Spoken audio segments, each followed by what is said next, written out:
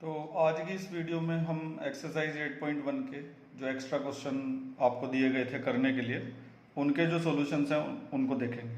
तो आपने जो भी किए हैं सॉल्यूशन उनको इस वीडियो में जो मैं करवाऊंगा उससे एक बार मैच कर लीजिएगा और देख लीजिएगा कि आपने जो किया है वो सही है या फिर गलत है। तो फर्स्ट क्वेश्चन मैंने यहाँ पे लिख दिया है आपके सामने।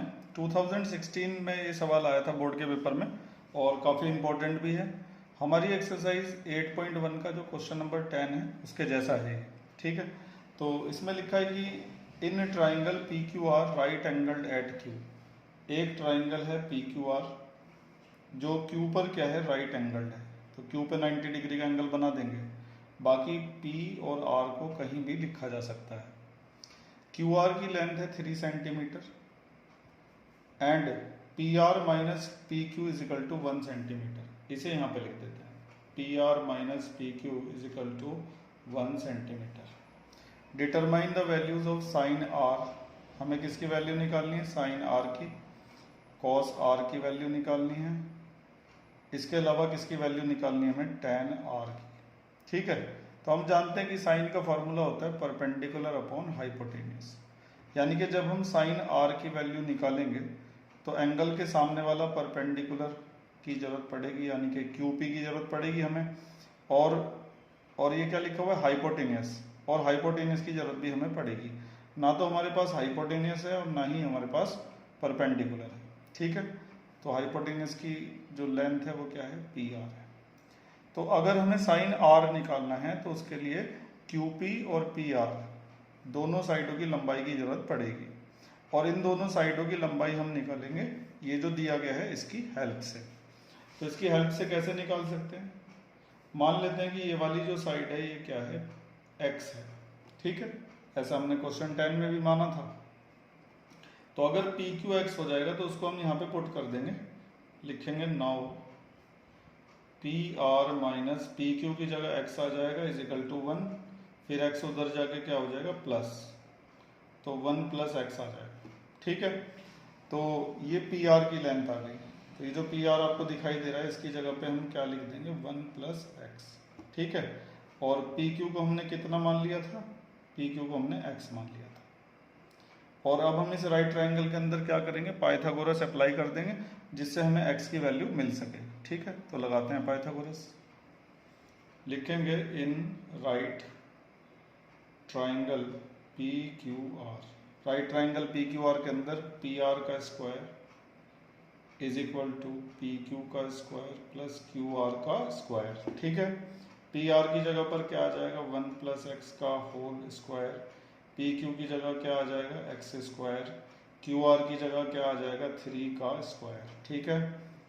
और उसके बाद ए प्लस बी का होल स्क्वायर लग जाएगा, ए square B square 2ab, 2a और b, a को तो रहने दो लिखने को क्योंकि वो तो 1 है, और b लिख देते हैं is equal to X square, और 3 का स्क्वायर कितना हुआ 9।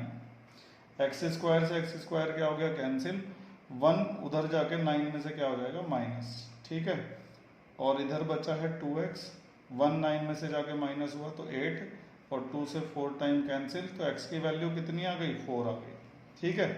अब जैसे ही x की वैल्यू आई तो हमें ये वाली साइड पता चल गई, कितनी हो गई है 4, और ये वाली साइड पी आर वाली जो साइड है x की जगह जब 4 रखेंगे तो ये साइड हो जाएगी 5। तो अब हमें इस ट्राइंगल की तीनों साइडें पता चल गई, ये 3 है, ये 4 है और ये 5 है। और अगर हमें किसी राइट ट्राइंगल की तीनों साइडें पता चल जाएं तो हम किसी भी ट्रिग्नोमेट्रिक रेशो को आराम से निकाल सकते हैं। तो हमें साइन आर निकालना था, उसके लिए क्यू पी की और पी आर की जरूरत पड़नी थी। तो क्यू पी की जगह पे क्या लिख दिया जाएगा 4, और पी आर की जगह पे क्या लिख दिया जाएगा 5, और इस तरह से इसकी कहानी हो गई ख़त्म। और ऐसी बाकी सब भी आप निकाल सकते हैं। ज़्यादा जानकारी के लिए क्वेश्चन नंबर 10 देखिए एक्सरसाइज 8.1 का। वैसे आप समझ गए होंगे इस सवाल को, ठीक है। तो चलो फिर भी 10 आर दिखा देता हूँ एक बार निकाल के कुछ बच्चों को। 10 आर, 10 का फार्मूला होता है परपेंडिकुलर अपॉन बेस, ठीक है। आर के ठीक सामने परपेंडिकुलर है और आर के बराबर में बेस है। जहाँ एंगल होता है उसके ठीक सामने परपेंडिकुलर होता है, बराबर में बेस होता है, और हाइपोटेनियस होता है हमेशा 90 डिग्री के सामने। अब ये वाला खुद निकाल लेना। तो इस तरीके से 2016 में एक आसान सवाल पूछा गया था एक्सरसाइज 8.1 से। उम्मीद है कि आपकी समझ में आ गया होगा। अगर कुछ समझ में नहीं आता तो मुझे मैसेज ज़रूर किया करें व्हाट्सएप पर या फिर कमेंट्स में लिखा करें। चलिए बढ़ते हैं आगे। अब जो सवाल आप अपने सामने देख रहे हैं, ये सवाल पूछा गया था 2015 में। ठीक है, ये बहुत अच्छा सवाल है, इसको पूरे फोकस से देखना। एक भी सेकंड के लिए अपनी नज़र वीडियो पर से हटा मत लेना। ठीक है, अपने मोबाइल या लैपटॉप जहाँ भी देख रहे हो वहाँ से 1 मिनट को भी नज़र मत हटाना। If m cot a is equal to n, m cot a जो है वो n दे रखा है। Find the value of this, इसकी वैल्यू हमें निकालनी है। तो इसके अंदर हमें देखो साइन a दिखाई दे रहा है, कॉस a भी दिख रहा है, ये कॉस a फिर साइन a दिखाई दे रहा है। तो इन सब चीज़ों के लिए सबसे पहले हम एक राइट ट्राइंगल बनाते हैं और साइन a की कॉस a की वैल्यू उसमें से निकालते हैं। ठीक है, तो यहाँ पे मैं एक राइट ट्राइंगल बना देता हूँ जल्दी से। ये हो गया राइट ट्राइंगल। ठीक है, अब देखो यहाँ पे जो एंगल इन्होंने ले रखा है वो a ले रखा है। तो a को हम या तो यहाँ पे लिख सकते थे या फिर हम वहाँ पे लिख सकते थे। कभी भी उसको 90 डिग्री पर नहीं लिखा जा सकता। जो एंगल यहाँ पे दिया जाता है आप उसे कभी भी 90 पर नहीं लिख सकते। जो भी एंगल ट्रिग्नोमेट्रिक रेशो के साथ होता है उसे 90 पर नहीं लिख सकते। अब a यहाँ लिख दिया, बाकी जगह पे जो तुम्हारी मर्जी है वो लिख दो, b और c। ठीक है, अब मैं उसको लिखने जा रहा हूँ यहाँ पर m cot a is equal to n।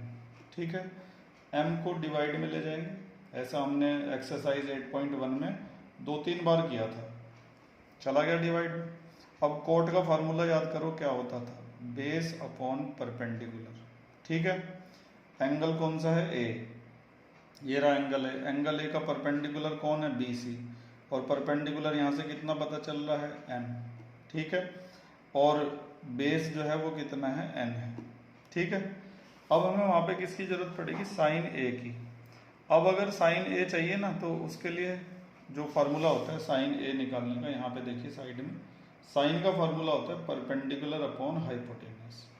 अब a के सामने परपेंडिकुलर तो हमें पता है, लेकिन हमें हाइपोटेनियस नहीं पता। हाइपोटेनियस ये वाली साइड है, तो इस सवाल में पहले क्या करना पड़ेगा, हमें हाइपोटेनियस फाइंड करना पड़ेगा। इसके लिए इस ट्राइंगल में हम अप्लाई कर देंगे पाइथागोरस थ्योरम। साइड में देखिएगा, इन right triangle ABC, right triangle ABC के अंदर हाइपोटेनियस का स्क्वायर इक्वल टू परपेंडिकुलर का स्क्वायर और प्लस बेस का स्क्वायर। ठीक है, BC की जगह क्या आ जाएगा, m, और AB की जगह पर क्या आ जाएगा, n। ठीक है, और इधर क्या चल रहा है, AC का स्क्वायर। अब तुम इन्हें ऐड तो कर नहीं सकते। मान लो ये 3 का स्क्वायर होता, ये 4 का स्क्वायर होता तो इनको ऐड कर सकते थे, लेकिन अभी तुम इन्हें ऐड नहीं कर सकते। तो कोई बात नहीं, ऐसे ही छोड़ दो। स्क्वायर हटाएंगे AC पे से तो उस पर क्या लग जाएगा, अंडर रूट लग जाएगा, ऐसे करके m स्क्वायर और n स्क्वायर। तो AC की वैल्यू आ गई कितनी, under root m square plus n square. तो हमें हाइपोटेनियस पता चल गया। ये काफ़ी मुश्किल हाइपोटेनियस है, अब तक हमने ऐसा हाइपोटेनियस पूरी एक्सरसाइज में नहीं निकाला था। ठीक है, तो अब साइन का फार्मूला था perpendicular upon hypotenuse. Perpendicular m है और हाइपोटेनियस कितना है, under root m square plus n square. ये तो हो गई साइन a की वैल्यू। ठीक है, और हमें किस चीज़ की जरूरत पड़ेगी, कॉस a की। तो कॉस का भी फार्मूला लगा दो। क्या होता है कॉस का फार्मूला, बेस अपॉन हाइपोटेनियस। इस एंगल a के लिए बेस क्या है, n, और हाइपोटेनियस तो वही है, यही वाला under root m square plus n square. अच्छा, नीचे भी कॉस a और साइन a है, तो हमने कॉस a साइन a की वैल्यू निकाल ली। अब हम इन वैल्यूज़ को यहाँ पे सब जगह पुट करेंगे और उसके लिए हम इसको ले जाते हैं अगले पेज पर। अगले पेज पर जाने से पहले इस पेज पे क्या किया है एक बार फिर से समझते हैं। बहुत ही अच्छा सवाल है, ध्यान से देखिए पूरे फोकस से। m cot a की वैल्यू n दे रखी थी, m को लेकर डिवाइड में, फिर याद किया cot a का फॉर्मूला बेस अपॉन परपेंडिकुलर। इससे हमें बेस भी मिल गया और परपेंडिकुलर भी मिल गया। ठीक है, उन दोनों को यहाँ पे लिख दिया। फिर पाइथागोरस लगाकर हाइपोटेनियस निकाल दिया, जो कि आया under root m square plus n square. अब ट्राइंगल की तीनों साइड आ चुकी हैं, तो कोई भी ट्रिग्नोमेट्रिक रेशो निकाला जा सकता है। हमने निकाला साइन a, क्योंकि हमें उसकी वहाँ पे जरूरत पड़ेगी। साइन a का फार्मूला होता है परपेंडिकुलर अपॉन हाइपोटेनियस। परपेंडिकुलर की जगह m और हाइपोटेनियस की जगह ये। फिर हमने देखा cos A भी चाहिए तो उसे भी निकाल लिया। अगर मान लो यहाँ पे tan A चाहिए होता तो उसे भी निकाल लेते। ट्राइंगल की तीनों साइडें अगर हमारे पास हो तो किसी भी ट्रिग्नोमेट्रिक रेशो को हम आराम से निकाल सकते हैं, ठीक है। फिलहाल हमें साइन ए cos A ही चाहिए थे तो उनको निकाल लिया। अब अगले पेज पर हम इन दोनों की वैल्यू वहाँ पे पुट करने जा रहे हैं। बने रहिए और ध्यान से देखते रहिए पूरे फोकस के साथ। तो मैंने उसको अगले पेज पर लिख दिया है जिसकी वैल्यू हमें निकालनी थी, और साइन ए cos A की जो वैल्यू पिछले पेज पर निकाली थी उन्हें भी मैंने यहाँ पे लिख दिया है ताकि बार बार पीछे ना देखना पड़े। ये देखो, ये साइन ए की वैल्यू है और ये cos A की वैल्यू है, ठीक है।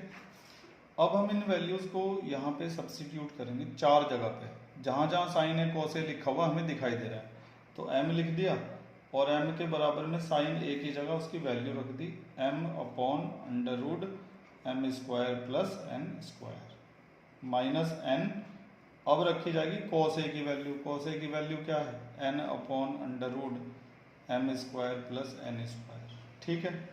इसी तरह से नीचे भी cos A sin A की वैल्यू में रखने जा रहा हूँ।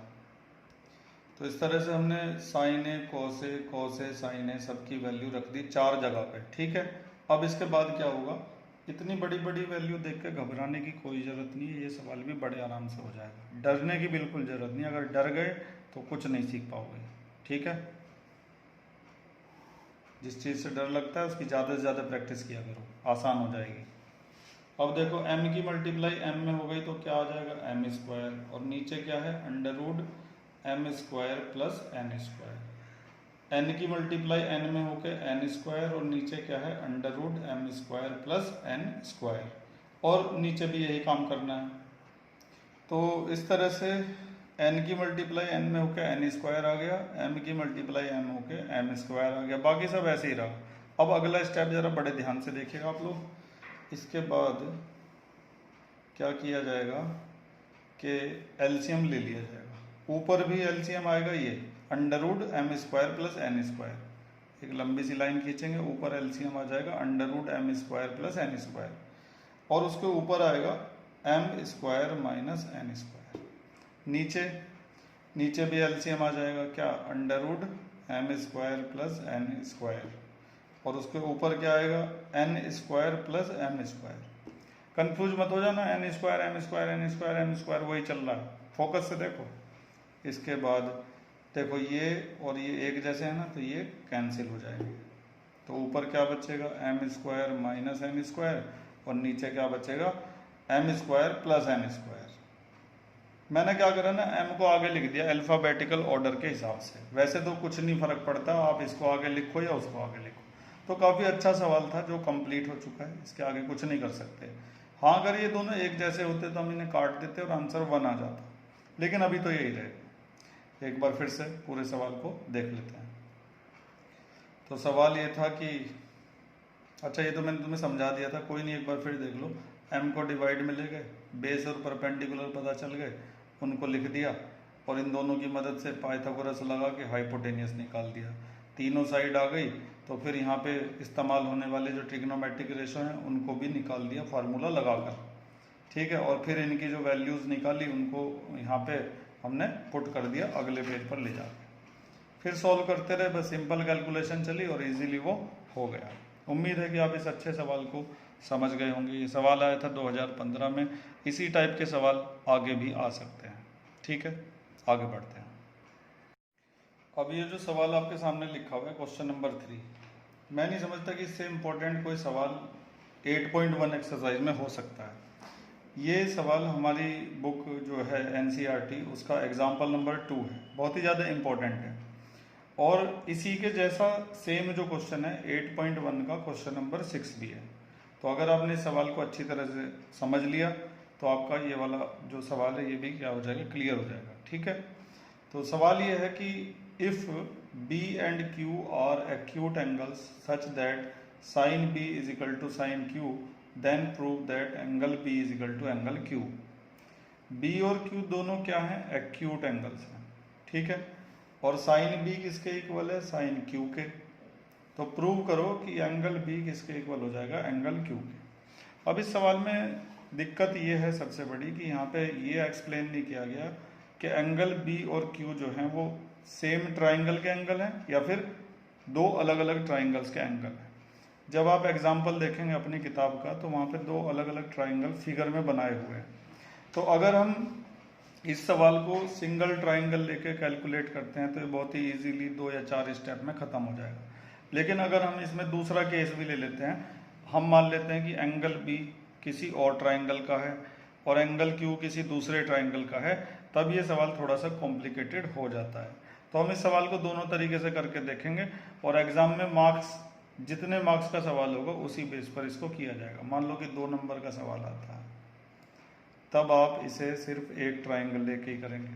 और मान लो कि 4 नंबर का सवाल आया या 3 का आया, तब आप इसे 2 ट्राइंगल लेकर करेंगे। और अगर सवाल में एक्सप्लेन किया गया हो कि these are the angles of 2 different triangles, तो फिर कोई दिक्कत नहीं, फिर तो आप 2 ट्राइंगल यहाँ पे बनाएंगे।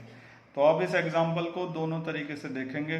पहले जब ये दोनों एंगल एक ही ट्राइंगल के होंगे, एंगल बी और एंगल क्यू, जब ये एक ही ट्राइंगल के एंगल होंगे, और जब ये अलग अलग ट्राइंगल के होंगे, दूसरा केस वो भी ध्यान से देखिएगा, ठीक है। तो हम केस फर्स्ट ले रहे हैं। Case first, when angle B and angle Q are of same triangle, are of same triangle, ठीक है। ये मैंने ट्राइंगल का साइन बना दिया। मैथ्स में साइन का इस्तेमाल ज़्यादा से ज़्यादा करना चाहिए। तो हमने माना कि जब बी और क्यू एक ही ट्राइंगल के एंगल हैं, तब क्या होगा? तब बहुत सिंपल है। एक बार देखिए आप, बी और क्यू दोनों के दोनों एक्यूट एंगल है, तो मैंने देखो दोनों को एक्यूट पे ही बनाया हुआ है, ठीक है। Sine B is equal to sine Q दे रखा है, तो उसको लिख लेते हैं। Now sine B is equal to sine Q, ठीक है। उसके बाद साइन का फार्मूला लगाओ। साइन का फार्मूला क्या होता है? मैं इस वाली साइड का कुछ नाम देता हूँ, जैसे कि पी। साइन का फार्मूला होता है साइन थीटा का परपेंडिकुलर अपॉन हाइपोटेनियस। यहाँ पे एंगल देखो कौन सा है, बी है, तो बी के लिए परपेंडिकुलर क्या होगा? P Q. और हाइपोटेनियस तो सबके लिए फिक्स ही रहता है, बी क्यू। अब आती है बारी एंगल क्यू की। क्यू के लिए परपेंडिकुलर क्या होगा? P B. और हाइपोटेनियस तो इसके लिए भी क्या होगा? B Q. अब बी क्यू से बी क्यू क्या हो गया? कैंसिल। और हमें यहाँ से मिलेगा अगले स्टेप में P Q is equal to P B, P Q is equal to P B, ठीक है। अब अगर पी क्यू पी बी के इक्वल हो गया तो एंगल बी किसके इक्वल हो जाएगा? एंगल क्यू के। Therefore angle B is equal to angle Q. क्यों? एंगल्स अपोजिट टू, ये प्रॉपर्टी आपने पढ़ी होगी, angle opposite to equal sides are equal, बहुत बार पढ़ रखी होगी आपने ये प्रॉपर्टी। तो अगर देखो, अगर एंगल बी और क्यू दोनों एक ही ट्राइंगल का एंगल है, तब तो ये सवाल 2 स्टेप में खत्म हो जाएगा। और इसी तरह से हमने 8.1 का छठा सवाल भी किया था इसी मेथड से, ठीक है। लेकिन बी और क्यू को देख कर लगता नहीं कि वो सेम ट्राइंगल के एंगल होंगे, क्योंकि अगर बी होता मान लो तो ट्राइंगल का नाम ABC होना चाहिए था, और क्यू होता तो ट्राइंगल का नाम क्या होना चाहिए था? PQR। हमारी बुक में एग्जाम्पल 2 जो किया गया है उसमें 2 अलग अलग ट्राइंगल लिए गए।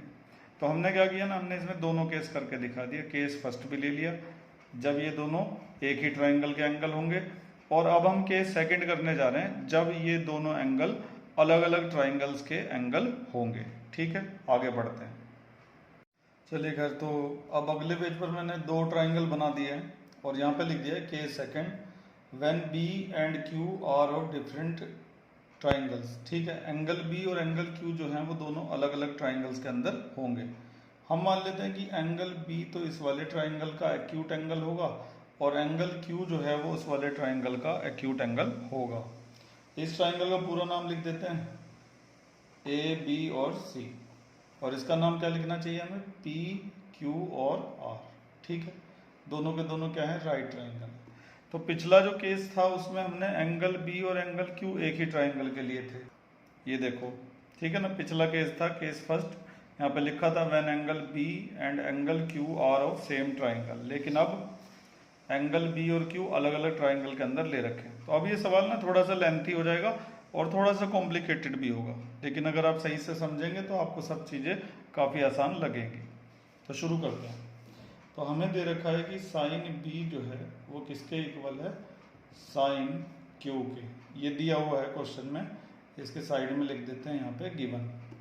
साइन का फॉर्मूला क्या होता है, परपेंडिकुलर अपॉन हाइपोटेन्यूस। तो ये बी है, बी के लिए परपेंडिकुलर क्या है, ए सी, और हाइपोटेन्यूस क्या है, ए बी। ठीक है, अब साइन क्यू पे आ जाओ। क्यू के लिए परपेंडिकुलर क्या है, पी आर, और हाइपोटेन्यूस क्या है, पी क्यू। ठीक है, ये चीज़ हमें मिल गई। अब हम क्या करेंगे, इसके बाद यहाँ पे कुछ कटवट तो सकता नहीं है क्योंकि ये दोनों अलग अलग ट्राइंगल्स के थे। अब हम ऐसा लिख देते हैं कि let A C upon A B is equal to P R upon P Q is equal to K. हम इन दोनों को किसी कांस्टेंट के इक्वल मान लेते हैं। ठीक है, लेट मैंने यहाँ भी लिख दिया, यहाँ भी तुम एक ही जगह लिख देना, इसको काट देता हूँ। ये दोनों आपस में इक्वल हैं तो इनकी कोई ना कोई वैल्यू तो होगी, तो हमने इसको किसी कांस्टेंट के इक्वल मान लिया। जब दो चीज़ें आपस में इक्वल होती हैं तो उनको हम किसी कांस्टेंट के इक्वल लिख देते हैं। ठीक है, तो इससे हमें क्या फ़ायदा होगा कि ए सी की वैल्यू मिल जाएगी। ए बी जब वहाँ जाके मल्टीप्लाई हो जाएगा तो ए सी की वैल्यू मिल जाएगी ये के इंटू ए बी, क्योंकि ए बी वहाँ जाके क्या हो जाएगा, मल्टीप्लाई। और पी आर की वैल्यू क्या मिलेगी हमें, ये भी वहाँ जाके मल्टीप्लाई हो जाएगा, तो के इंटू पी क्यू। एक बार फिर से समझिए, साइन बी साइन क्यू के इक्वल था, तो A C upon A B P R upon P Q के इक्वल हो जाएगा। परपेंडिकुलर अपॉन हाइपोटेनियस वाला फॉर्मूला इन दोनों ट्राइंगल में हमने लगा दिया था। इसके बाद हमने क्या किया कि क्योंकि ये दोनों आपस में इक्वल थे तो हमने इसे किसी कांस्टेंट के इक्वल मान लिया। अब अगर हम यहाँ से ए सी की वैल्यू निकालना चाहें तो ए बी की मल्टीप्लाई के में कर देंगे तो क्या आ जाएगा, के इंटू ए बी। आप इस चीज़ को ऐसे समझ सकते हैं कि जब ए सी अपॉन ए बी को सीधा के इक्वल रखेंगे तो ए बी वहाँ जाके क्या हो जाएगा, मल्टीप्लाई हो जाएगा। तो ए सी की वैल्यू कितनी आ जाएगी यहाँ से, के इंटू ए बी। ठीक है, इसी तरह से जब इसको के इक्वल रखेंगे तो पी क्यू उसमें जाके मल्टीप्लाई हो जाएगा और पी आर की वैल्यू आ जाएगी के इंटू पी क्यू। यहाँ पे ये बात ध्यान देने वाली है कि ये दोनों रेशो आपस में इक्वल है तो इनकी कोई ना कोई कांस्टेंट वैल्यू जरूर होगी, इसीलिए हमने इनको के इक्वल मान लिया है। ठीक है, तो ए सी की वैल्यू आ गई और पी आर की वैल्यू आ गई। अब हम क्या करने वाले हैं, इस वाले ट्राइंगल में अप्लाई करने वाले हैं पाइथागोरस, और उसमें भी पाइथागोरस अप्लाई करेंगे और फिर देखें क्या होगा। तो अगले पेज पर मैंने केस सेकंड लिख दिया है। When angle B and angle Q are in different triangle.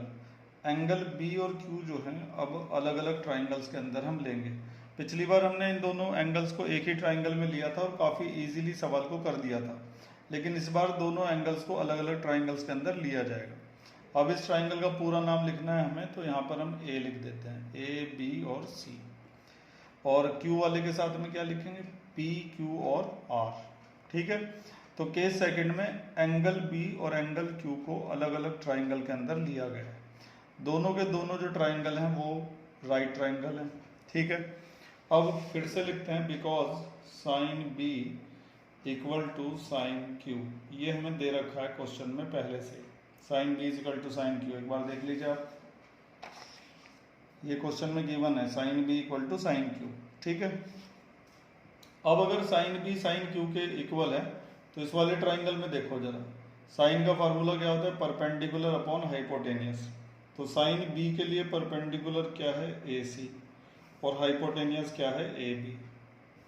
इसी तरह से साइन क्यू के लिए भी फार्मूला लगेगा परपेंडिकुलर अपॉन हाइपोटेनियस। तो ये क्यू है ना, इसके लिए परपेंडिकुलर क्या है, पी आर, और हाइपोटेनियस क्या है, पी क्यू। ठीक है, समझ गए। अब ये जो रेशो है इसमें हम क्या करेंगे कि ये जो पी आर है इसको यहाँ पे ले आएंगे नीचे ए सी के, क्रॉस मल्टीप्लाई करते हुए, और ए बी को हम ले जाएंगे वहाँ पे, A B upon P Q. ठीक है, इससे क्या फ़ायदा होगा कि पहले तो इधर की साइड, दोनों जो साइडें थी वो सेम ट्राइंगल की थी, लेकिन अब अलग अलग ट्राइंगल की साइड हैं। इस तरह से A C upon P R, A C upon P R, A B upon P Q, A B upon P Q. ठीक है, और अब हम इस रेशो को मान लेते हैं किसी कांस्टेंट के इक्वल। ऐसे माना जा सकता है, मान लो कि ये दोनों रेशो आपस में इक्वल हैं तो हम इसे किसी कांस्टेंट के इक्वल मान सकते हैं। तो अब तक हमने क्या किया, एक बार फिर से रिपीट करते हैं। हमने एंगल बी को और एंगल क्यू को अलग अलग ट्राइंगल के अंदर ले लिया था। फिर हमें ये क्वेश्चन में दिया गया था कि साइन बी जो है वो साइन क्यू के इक्वल है। तो अगर साइन बी साइन क्यू के इक्वल है तो यहाँ पे साइन बी का फॉर्मूला लगाया, A C upon A B perpendicular upon hypotenuse. उधर साइन क्यू का फॉर्मूला लगाया, फिर हमने पी आर को उधर ले गए, ए बी को वहाँ पे ले गए, क्रॉस मल्टीप्लाई हमने कर दिया इस तरह से, ये वहाँ पे गया ये उधर गया। तो इससे क्या है कि इधर की साइड हमें जो साइडें मिली हैं वो क्या है, एक ही अलग अलग ट्राइंगल की साइड मिल गई। अब हमने इस रेशो को किसी कांस्टेंट के इक्वल मान लिया है। अब इसके आगे का समझते हैं। एक चीज और हमें यहाँ पे देखनी पड़ेगी कि ये जो A C upon P R लिखा है, A C upon P R, A B upon P Q, A B upon P Q, तो इस ट्राइंगल की दो साइडें, ये दोनों साइडें इस ट्राइंगल की दोनों साइडों के क्या है, प्रोपोर्शनल। अगर किसी भी तरह से इस ट्राइंगल की तीनों साइड, इस ट्राइंगल की भी तीनों साइड के प्रोपोर्शनल हो जाएं तो ये दोनों ट्राइंगल एक दूसरे के क्या हो जाएंगे, सिमिलर हो जाएंगे। और इनके सिमिलर होते ही इनके सारे एंगल आपस में क्या हो जाएंगे, इक्वल। और इसका एंगल बी एंगल क्यू के भी क्या हो जाएगा, इक्वल। और वही हमें करना भी है इस क्वेश्चन में। आप क्वेश्चन देखिए फिर से। इस क्वेश्चन में हमें क्या करना है, एंगल बी को एंगल क्यू के इक्वल करना है, ठीक है। तो इस वाले पार्ट में एंगल बी को एंगल क्यू के इक्वल करने के लिए जो तरीका हम अपना रहे हैं वो क्या है कि इस ट्राइंगल को इस वाले ट्राइंगल के क्या करेंगे, हम सिमिलर करेंगे। ट्राइंगल्स को कैसे सिमिलर किया जाता है ये चीज़ आप सीखेंगे चैप्टर नंबर 6 में। उसमें ये बताया गया है कि अगर एक ट्राइंगल की तीन साइड दूसरे की तीन साइड के प्रोपोर्शनल हो जाए, मतलब कि अगर ऐसा कर दिया जाए, बहुत ध्यान से देखना, A C upon P R को इक्वल कर दिया जाए A B upon P Q के, और उसको इक्वल कर दिया जाए किसके, B C upon Q R के, ठीक है। तो इसकी तीनों साइड और इसकी तीनों साइड क्या हो जाए, अगर प्रोपोर्शनल हो जाए तो ये ट्राइंगल इसके क्या हो जाएगा, सिमिलर। तो triangle A B C similar हो जाएगा ट्राइंगल पी क्यू आर के। और जैसे ही ये दोनों ट्राइंगल सिमिलर होंगे वैसे ही इनके सारे एंगल आपस में क्या हो जाएंगे, इक्वल। और हमारा वाला एंगल भी उस केस में इक्वल हो जाएगा। तो अगर हम इन ट्राइंगल्स को सिमिलर करना चाहते हैं, क्यों करना चाहते हैं हम सिमिलर, ताकि इनके सारे एंगल आपस में इक्वल हो जाए और हमारा वाला एंगल बी जो है वो किसके इक्वल हो जाए, क्यू के। तो अगर हम इन्हें सिमिलर करना चाहते हैं तो उसके लिए इनकी सारी साइडों को एक दूसरे के क्या करना पड़ेगा, प्रोपोर्शनल करना पड़ेगा। इसमें से ये वाला हिस्सा तो शायद हमारे पास है, A C upon P R, A B upon P Q, लेकिन ये वाला हिस्सा हमारे पास नहीं है। तो किसी भी तरह से हमें B C upon Q R को किसके इक्वल लाना पड़ेगा, A C upon P R और A B upon P Q के इक्वल लाना पड़ेगा। या फिर हम ऐसा कर सकते हैं कि बी सी और क्यू आर को किसके इक्वल ले आए, के, क्योंकि ये दोनों भी के इक्वल हैं, और B C upon Q R भी के इक्वल आ जाएगा। तो ये तीनों आपस में क्या हो जाएंगे, इक्वल। और इन तीनों के आपस में इक्वल होते ही ट्राइंगल हो जाएंगे सिमिलर, और ट्राइंगल सिमिलर होते ही एंगल बी किसके इक्वल हो जाएगा, एंगल क्यू के। तो अभी हमारा जो टारगेट है वो ये है कि किस तरह से B C upon Q R को के इक्वल लाया जाए, ठीक है।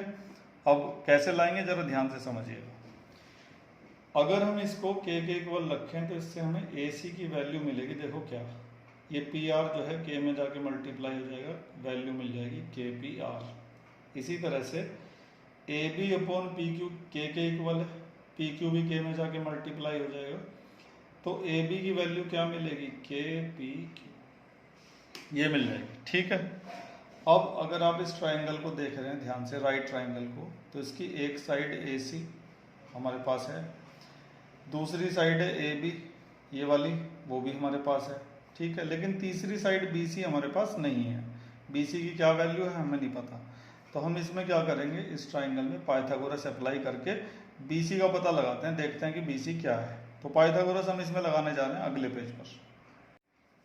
तो अगले पेज पर मैंने दोनों ट्राइंगल्स को बना दिया है, और जो आखिरी लाइन थी पिछले पेज की जो हमने अभी अभी फाइंड की थी, ये देखिए, ए सी इज इक्वल टू के पी आर।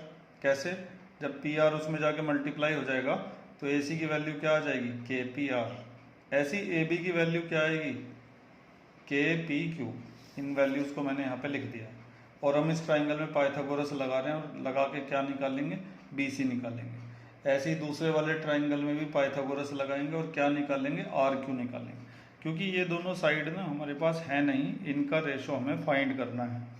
और अभी मैंने आपको बताया था कि इन दोनों साइडों का रेशो निकाल कर BC का और QR का, BC का और QR का रेशो निकाल कर हमें किसके इक्वल लाना पड़ेगा, K के इक्वल लाना पड़ेगा, ताकि ये तीनों पेयर आपस में क्या हो जाएं, इक्वल, इस तरह से, जिससे ट्राइंगल क्या हो सके, सिमिलर हो सके। क्योंकि जब ट्राइंगल सिमिलर होंगे तभी एंगल B एंगल Q के इक्वल होगा। तो अभी मैं इस वाले ट्राइंगल में पाइथागोरस अप्लाई कर रहा हूँ, ध्यान से देखिएगा बहुत। हाइपोटेनियस का square is equal to, hypotenuse का स्क्वायर इक्वल टू परपेंडिकुलर का स्क्वायर प्लस बेस का स्क्वायर। ठीक है, यहाँ पे ट्राइंगल का नाम जरूर लिख देना, इन राइट ट्राइंगल ABC। ठीक है, अब AB की जगह क्या लिखोगे? हाँ सही बताया, AB की जगह हम क्या लिखेंगे, KPQ। तो AB की जगह KPQ लिख दिया और उसका स्क्वायर। AC की जगह क्या लिखोगे, KPR और उसका स्क्वायर। और BC तो हमें फाइंड करना है भाई। ठीक है, इसको सॉल्व करेंगे तो आएगा K स्क्वायर और PQ का स्क्वायर, और इधर सॉल्व करेंगे तो आएगा K स्क्वायर और PR का स्क्वायर, और साथ में चल रहा है BC का स्क्वायर। हमें चाहिए BC स्क्वायर, तो ये इधर आके क्या हो जाएगा, minus K square PQ square minus K square PR square, उधर रह गया BC का स्क्वायर।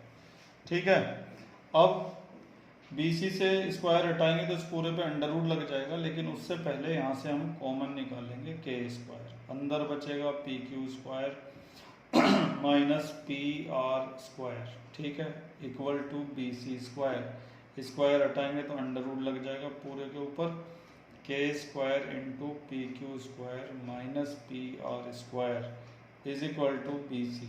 ठीक है, स्क्वायर हटाया था ना तो अंडर रूट लग गया था। अब K का जो स्क्वायर है उससे इसका अंडर रूट तो हट जाएगा, लेकिन इसका नहीं हटेगा। PQ का स्क्वायर माइनस PR का स्क्वायर ऐसे ही रहेगा। कुछ बच्चे ये सोचते हैं कि इनके स्क्वायर से ये अंडर रूट जो है वो कट जाएगा, वो बच्चे बिल्कुल गलत सोचते हैं। उनके लिए मैं यहाँ पे एक चीज़ समझाता हूँ। अभी यहाँ पे जरा एक चीज़ को समझने की कोशिश करिए, A प्लस बी का होल स्क्वायर और उसके ऊपर अंडर रूट है, तो होल स्क्वायर से होल अंडर रूट कैंसिल हो जाएगा, A प्लस बी आ जाएगा। ये चीज़ बिल्कुल सही है, लेकिन अगर A square plus B square के ऊपर ऐसे अंडर रूट है, अब तुम देख रहे होगे स्क्वायर जो है वो होल के ऊपर नहीं लगे हुए, तो अब अगर तुमने इसको A प्लस बी लिखा तो ये माना जाएगा गलत। तो ये ध्यान रखना कि अगर होल पे स्क्वायर है तो होल स्क्वायर से होल अंडर रूट कट सकता है, ऐसे आ जाएगा, लेकिन अगर अलग अलग पे स्क्वायर है तो नहीं कट सकता। ठीक है, यही चीज़ हमने यहाँ पे भी एप्लीकेबल की है, अलग अलग पे स्क्वायर है तो आप इस अंडर रूट को काट नहीं सकते। समझ गए? BC की वैल्यू आ चुकी है यहाँ पर, अब किसकी वैल्यू निकालेंगे हम, QR की। अब हम लेते हैं दूसरा राइट ट्राइंगल, इन राइट ट्राइंगल PRQ। ठीक है, इसमें भी लगाते हैं पाइथागोरस, हाइपोटेनियस का स्क्वायर इक्वल टू परपेंडिकुलर का स्क्वायर प्लस बेस का स्क्वायर। सवाल भले ही लेंथी है लेकिन समझना जरूर पड़ेगा, आप इसे छोड़ नहीं सकते, क्योंकि आज एक सवाल छोड़ोगे, कल 10 सवाल छोड़ोगे, फिर पूरी बुक छोड़ दोगे, फिर पढ़ाई छोड़ दोगे एक दिन मुश्किल देखकर। तो मुश्किलों को देख कर घबराने की जरूरत नहीं, उनको सीखने की जरूरत होती है। तो PQ square equal to PR square plus QR square ऐसे लिख दिया। अब PQ की जगह क्या हम कुछ लिख सकते हैं क्या, PQ की जगह? तो जैसे मैंने यहाँ से AC की और AB की वैल्यू निकाल रखी थी, ऐसे मैंने PQ की PR की कोई वैल्यू नहीं निकाली, तो खाली बस इसको इधर ट्रांसफ़र कर दो, PQ square minus PR square is equal to QR square. ठीक है, हमें QR की वैल्यू चाहिए, स्क्वायर हटाएंगे तो इसके ऊपर क्या लग जाएगा, under root, PQ square minus PR square is equal to QR। ठीक है, तो हमें जो तीसरी साइड BC और QR चाहिए थी वो मिल चुकी है। BC क्या मिला है, K into under root PQ square minus PR square, और QR जो है वो क्या मिला है, PQ square minus PR square. अब इन वैल्यूज़ का क्या करना है देखिए जरा, अब हम इनकी मदद से रेशो निकालेंगे BC अपॉन QR का, लिखेंगे नाउ BC अपॉन QR। मैंने तुम्हें अभी समझाया था थोड़ी देर पहले, मैंने तुम्हें ये समझाया था कि ये जो BC अपॉन QR है ये किसके इक्वल आना चाहिए, K के, तभी ये तीनों पेयर आपस में क्या हो पाएंगे, इक्वल हो पाएंगे। तो देखते हैं कि वो K के इक्वल आ रहा है या फिर नहीं आ रहा। तो B C upon Q R हमने लिख दिया है। अब बी सी की वैल्यू पुट करेंगे, K under root P Q square minus P R square, ठीक है। उसके बाद क्यू आर की वैल्यू पुट करेंगे, under root P Q square minus P R square. इस पूरे से ये पूरा कैंसिल, तो देखो क्या आ गया, के आ गया। यही चाहिए था ना हमको। अब B C upon Q R भी किसके इक्वल आ चुका है, के। और ये दोनों पहले से ही किसके इक्वल हैं, के। ये भी के इक्वल आ गया। तो तीनों आपस में इक्वल हुए कि नहीं हुए। तो मैं लिखता हूँ अगले पेज पर। तो मैंने यहाँ पे लिख दिया कि A C upon P R, A B upon P Q, ये तो पहले से ही के इक्वल थे, इसे भी हमने के इक्वल ला दिया है। तो तीनों आपस में क्या हो गए, इक्वल। अब अगर दो ट्राइंगल की तीनों साइडें आपस में क्या हो जाएं, प्रोपोर्शनल हो जाएं, क्या बोलते हैं इसको, प्रोपोर्शनल बोलते हैं। जब आप चैप्टर 6 पढ़ेंगे या अगर आपने पढ़ लिया है तो आप इस चीज़ को जानते होंगे कि अगर एक ट्राइंगल की तीनों साइड और दूसरे के भी तीनों साइड आपस में प्रोपोर्शनल हो जाएं तो या फिर ऐसे बोलते हैं कि इनका रेशो अगर इक्वल हो जाए तो दोनों ट्राइंगल क्या हो जाते हैं, सिमिलर। तो ट्राइंगल ए बी सी जो है वो सिमिलर हो जाएगा किसके, ट्राइंगल पी क्यू आर के। कौन सा क्राइटेरिया होता है ये, एस एस एस। कुछ बच्चे सिमिलैरिटी में और कॉन्करेंसी में फ़र्क ही नहीं समझते हैं। उनको सिमिलर भी वही लगता है, कॉन्करेंट भी वही लगता है, जबकि दोनों चीज़ें अलग अलग हैं। जब दो ट्राइंगल सिमिलर होते हैं तो उनके सारे एंगल इक्वल होते हैं, सारी साइडें इक्वल नहीं होती, सारी साइडें क्या होती हैं, प्रोपोर्शनल होती हैं। और जब कॉन्करेंट होते हैं तो क्या होता है, ये तुमने 9th में पढ़ा था, 4 क्राइटेरिया थे कॉन्करेंट के, ठीक है। तो अभी हम यहाँ पे कॉन्करेंट की बात नहीं कर रहे हैं, हम किसकी बात कर रहे हैं, सिमिलर की। फिर से देखो जरा,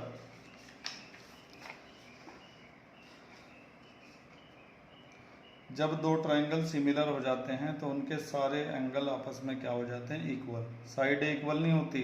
ध्यान से देखो, ये ट्राइंगल छोटा है और ये बड़ा है, और अगर मैं यहाँ पे एक और छोटा सा ट्राइंगल बना दूं तो ये ट्राइंगल भी इन दोनों के क्या होगा, सिमिलर होगा, अगर एंगल इक्वल होंगे तो, ठीक है। तो दो ट्राइंगल सिमिलर जब होते हैं जब उनके सारे एंगल आपस में क्या होते हैं, इक्वल। और उल्टा कि अगर दो ट्राइंगल सिमिलर हों तो उनके एंगल आपस में इक्वल हो जाते हैं। तो इसका एंगल बी और इसका एंगल क्यू आपस में क्या हो जाएंगे, इक्वल। और यही हमें प्रूव करना था। इसको बोलते हैं by C P S T. जब कॉन्करेंट करते हैं तो सी पी सी टी होता है, जब सिमिलर करते हैं तो क्या होता है, सी पी एस टी, ठीक है। तो कॉम्प्लिकेटेड क्वेश्चन है, थोड़ा सा मुश्किल है, बहुत सारी चीज़ें अनक्लियर रह गई होंगी, इसलिए सवाल को पूरा ध्यान से दोबारा से देखिए। चलिए घर, तो हमारा सवाल ये था कि अगर एंगल बी एंगल क्यू के इक्वल है, सॉरी इक्वल तो करना है, एंगल बी और क्यू दोनों एक्यूट एंगल हैं, और साइन बी अगर साइन क्यू के इक्वल है तो प्रूव करो एंगल बी एंगल क्यू के इक्वल होगा। तो इसमें हमने दो केस बना लिए थे। एक तो केस फर्स्ट, जब ये दोनों एंगल एक ही ट्राइंगल का एंगल हो, तो ये तो तुम्हारी समझ में बड़े आराम से आ जाता है क्योंकि ये तो हमने 8.1 के क्वेश्चन 6 में भी किया था।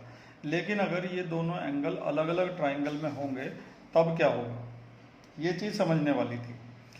तो एंगल बी इस ट्राइंगल में रख दिया, एंगल क्यू दूसरे वाले में रख दिया।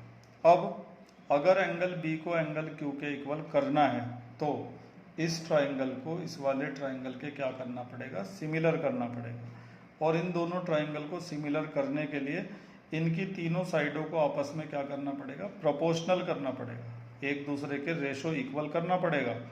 तो इसको इक्वल करने के लिए देखो हमने क्या क्या किया। सबसे पहले जो दिया गया था उसको लिख दिया, उससे हमें ये मिला A C upon A B equal to P R upon P Q, ठीक है। फिर हमने क्रॉस मल्टीप्लाई करके पी आर को नीचे ले गए, क्योंकि ऊपर एक ट्राइंगल की साइड होनी चाहिए, नीचे दूसरे की साइड होनी चाहिए।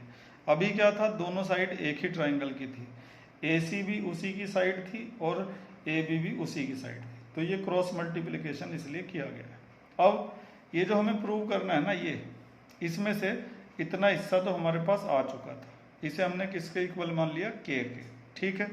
अब पी आर की मल्टीप्लाई के में करके आ गया के पी आर, और पी क्यू की मल्टीप्लाई के में करके ए बी की वैल्यू क्या आ गई, के पी क्यू, ठीक है। फिर हमने क्या किया, बी सी और क्यू आर को निकालने के लिए इस ट्राइंगल में अप्लाई कर दी पाइथागोरस थ्योरम अगले पेज पर। तो जब हमने इस ट्राइंगल में पाइथागोरस थ्योरम लगाई तो ए बी की जगह क्या रख दिया, के पी आर, कहाँ रखा ये रहा, और सॉरी ए बी की जगह में क्या रखना था, के पी क्यू रखना था, वो रख दिया। ए सी की जगह रख दिया के पी आर, स्क्वायर कर दिए ऐसे करके। फिर ये उधर चला गया क्योंकि वैल्यू तो बी सी की निकालनी थी। फिर के स्क्वायर कॉमन आ गया, फिर स्क्वायर हटाए तो इसके ऊपर क्या लग गया, अंडर रूट लग गया। फिर स्क्वायर से अंडर रूट कैंसिल हो गया, ये बचा अंदर, बी सी की वैल्यू हमें मिल गई। इसी तरीके से हमने दूसरे वाले ट्राइंगल में किसकी वैल्यू निकाली, क्यू आर की वैल्यू निकाली। ठीक है, वो कितनी आई, क्यू आर की वैल्यू आई ये under root P Q square minus P R. अब हमें बी सी का और क्यू आर का रेशो निकालना था, क्योंकि हमारे पास इन दोनों का रेशो तो पहले से ही किसके इक्वल था, बाकी दोनों साइडों का रेशो पहले से ही किसके इक्वल था, के। अब जो तीसरा पेयर बचा था उसका भी रेशो हमें निकालना था। तो जब हमने उस तीसरी साइड के रेशो को निकाला तो बी सी की वैल्यू रख दी पूरी, और क्यू आर की वैल्यू जो पूरी थी वो भी रख दी। फिर ये कैंसिल हो गया तो बचा क्या हमारे पास, के बचा। तो यानी कि जो तीसरा पेयर था साइडों का, ये वाला जो पेयर था, इसका रेशो भी वही आ गया जो पहले वाली दो साइडों का रेशो था। ठीक है, तो ये दोनों तो पहले से ही के इक्वल थे, तीसरा पेयर भी किसके इक्वल आ गया, के इक्वल आ गया। फिर हमने अगले पेज पर लिखा कि तीनों साइडों का रेशो जो है वो सेम है।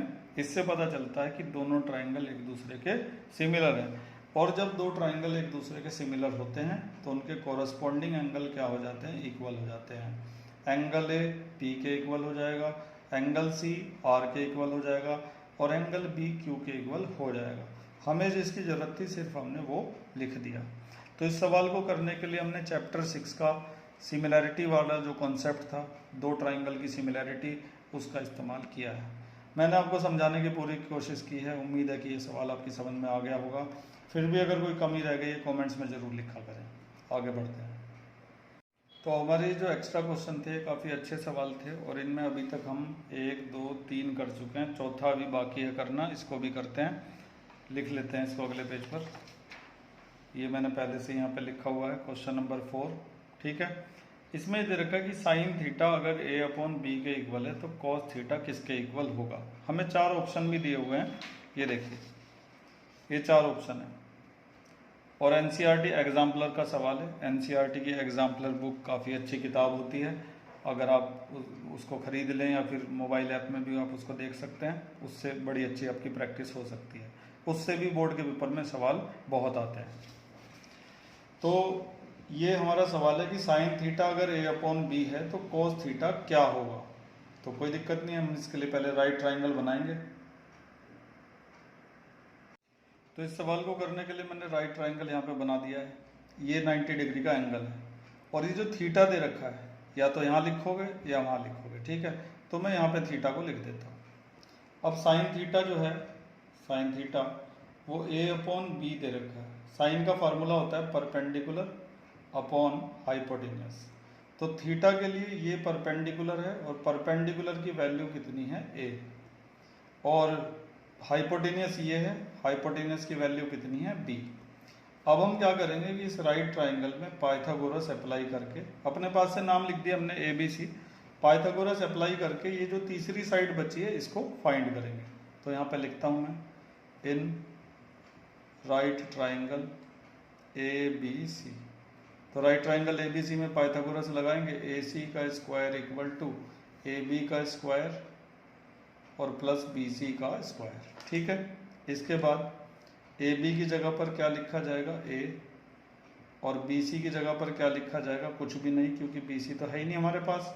और ए सी की जगह पर हम क्या लिखेंगे, बी। अब ए स्क्वायर इधर आके क्या हो जाएगा, माइनस, वहाँ पे रह जाएगा बी सी का स्क्वायर। स्क्वायर हटा के क्या लगेगा, अंडर रूट। अब तो आप इन चीज़ों को अच्छी तरह से सीख गए होंगे, काफ़ी फैमिलियर हो गए होंगे इनसे। बी सी की वैल्यू आ गई under root B square minus A square. ठीक है, इसको यहाँ पे लिख देता हूँ, B square minus A square. अब हमारे पास इस ट्राइंगल की तीनों साइड आ चुकी हैं। अब हम कोस थीटा तो क्या सारे ट्रिग्नोमेट्रिक रेशो निकाल सकते हैं, 6 के 6 निकाल सकते हैं, जिनमें से एक है पहले से ही हमारे पास। लेकिन हमें क्योंकि कोस थीटा निकालना है तो निकाल लेते हैं। कोस थीटा का फार्मूला क्या होता है, base upon hypotenuse. Base upon hypotenuse.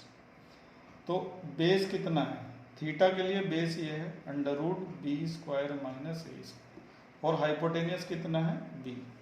इससे ज़्यादा हम इसमें कुछ कर नहीं सकते। अब अपने ऑप्शन देख लेते हैं कौन सा सही है।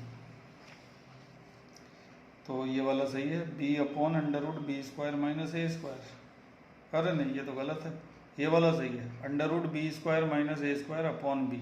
हाँ यही सही है। तो ऑप्शन सी जो है वो क्या है, करेक्ट है। तो इस तरीके से आप सवालों को आसानी से कर सकते हैं। इसमें अगर कॉस थीटा के बजाय टेन थीटा पूछा होता तो वो भी बड़े आराम से निकल जाता। वो कैसे निकलता, टेन थीटा का फॉर्मूला होता है परपेंडिकुलर अपॉन बेस। तो परपेंडिकुलर तो ए है और बेस क्या है, under root B square minus ए।